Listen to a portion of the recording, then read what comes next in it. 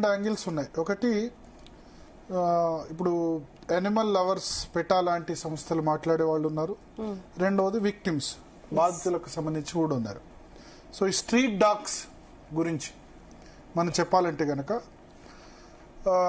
భారతదేశంలో 140 కోట్ల జనాభా ఉంటే స్ట్రీట్ డాగ్స్ జనాభా దాదాపు 1.5 నుంచి 2 కోట్ల వరకు ఉండొచ్చని అంచనా.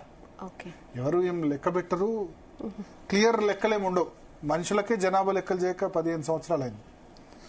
సో ఇక్కడ రెండు యాంగిల్స్ ఉన్నాయి. ఒకటి జంతు ప్రేమికుల వాదన, రెండోది విక్టిమ్స్ వాదన.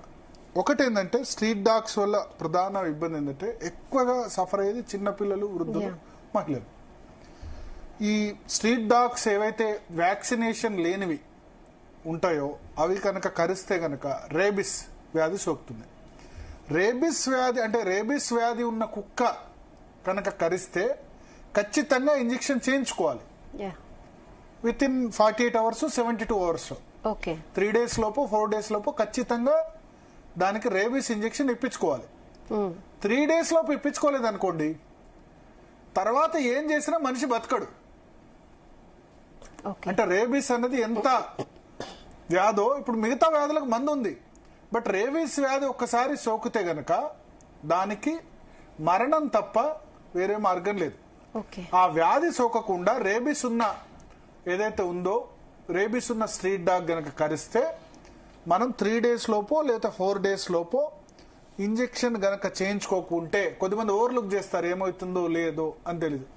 రెండవది ఏంటంటే చిన్నపిల్లల్ని కరిచిందో కరదో కూడా తెలియదు. నాకు తెలిసిన వాళ్ళు నేను ఎగ్జాంపుల్ చెప్తా. చిన్నపిల్లల్ని ఏదో ఫంక్షన్కి వెళ్తే కుక్క వచ్చి కరిచిందో లేదో తెలియదు, బట్ భయం. సో అప్పుడు ఏం చేశారు, బెనిఫిట్ ఆఫ్ డౌట్ లో డాక్టర్ దగ్గరికి వెళ్తే కరిచిందో లేదో తెలియదు, ఏదో ఘాట్ అయితే ఉంది, అది వేరే పడ్డ ఘాట లేకపోతే కుక్క కరిచిన ఘాట తెలియదు, చెప్పే పరిస్థితి ఆ పిల్లడికి కూడా ఉండదు. 3-4 years 4 years పిల్లలు. సో ఒకవేళ మాత్రం సోకితే మాత్రం ఖచ్చితంగా ప్రాణానికే ప్రమాదం. అందుకని ఏం చేశారు, ఇంజెక్షన్ ప్రికాషన్ తీసుకోమన్నారు. సో ఇదొకటి, ఇదొక యాంగిల్. ఏంటంటే రేబీస్ వల్ల మరణాలు చాలా పెద్ద ఎత్తున దేశంలో ఉన్నాయి. వందల వేల సంఖ్యలో మీకు హైదరాబాద్లో కానివ్వండి ఎక్కడికి వెళ్ళినా స్ట్రీట్ డాగ్స్ అన్నీ ఉంటూ ఉంటాయి. ఇది ఒక యాంగిల్.